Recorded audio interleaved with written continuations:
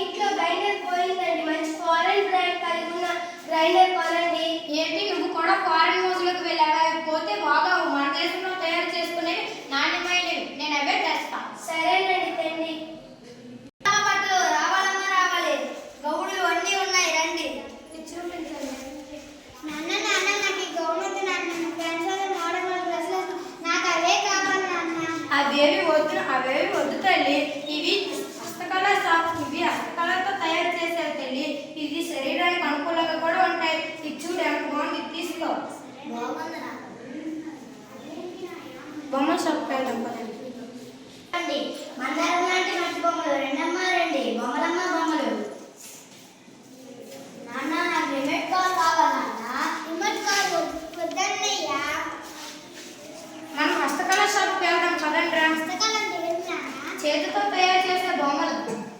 హస్తకళ షాప్ లో మంచి వస్తువులు ఉంటాయి. మా టీచర్ గారు కూడా చెప్పారు. నాన్న నాకు ఇది నచ్చింది నాన్న. తీసుకోనన్నా పదండి. ఇదిగో అమ్మా.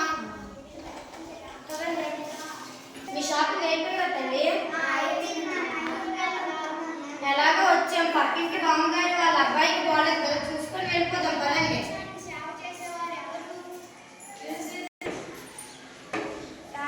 డాక్టర్ గారు నా బిడ్డను ప్రాణం పోసి డాక్టర్లు ఇక్కడ లేరా?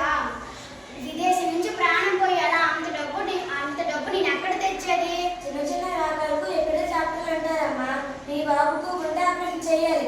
ఏ విదేశీ నుంచి డాక్టర్ రావాల్సిందే. అదేంటి నాయన ఇంతమంది డాక్టర్లు ఏటిపోయినారు? అందరూ అబ్రాడ్ వెళ్ళిపోయారమ్మా. అబ్రాడ్ మన దేశం ఏమైనా గొడ్డుపోయిందా? అక్కడ నుంచి మన దేశానికి ఎవరు సేవ చేస్తారు నాయన? ఇదిగోండి బామ్మగారు. ఫారెన్ నుంచి డాక్టర్లు రావాలి.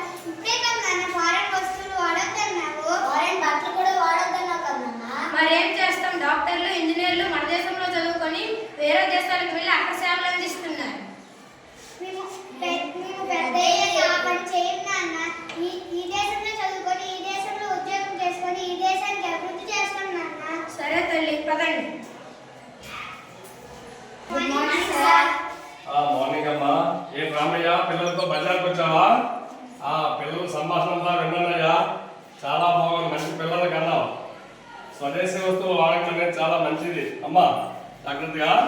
అయితే మనం స్వదేశీ వస్తువులే వాడాలి.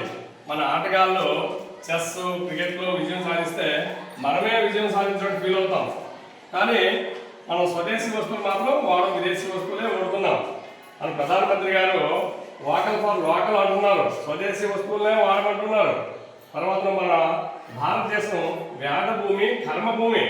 వేదాలు, వేదాంగాలు, యోగా ఇవన్నీ మన భారతదేశం ప్రపంచానికి అందించినటువంటి కానుకలు.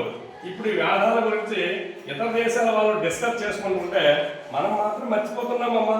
కాబట్టి వేదాలు ఇప్పుడు మనకు భగవద్గీత ఉందంటే ఈ భగవద్గీతలో చాలా సారం ఉంది.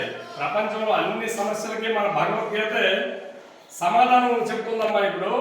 అందువల్ల మనం మన మూలాలు మర్చిపోకూడదు. మన భారతదేశంలో ఉండే వస్తువులే వాడాలి. ఇక్కడ వారినే మనం ప్రోత్సహించాలి. వాకల్ ఫర్ లోకల్ అని మన భారతదేశం ప్రధానమంత్రి అన్నట్టు మనం వీటిని గమనించి స్వదేశీ వస్తువులే వాడాలి. ఓకే అమ్మా.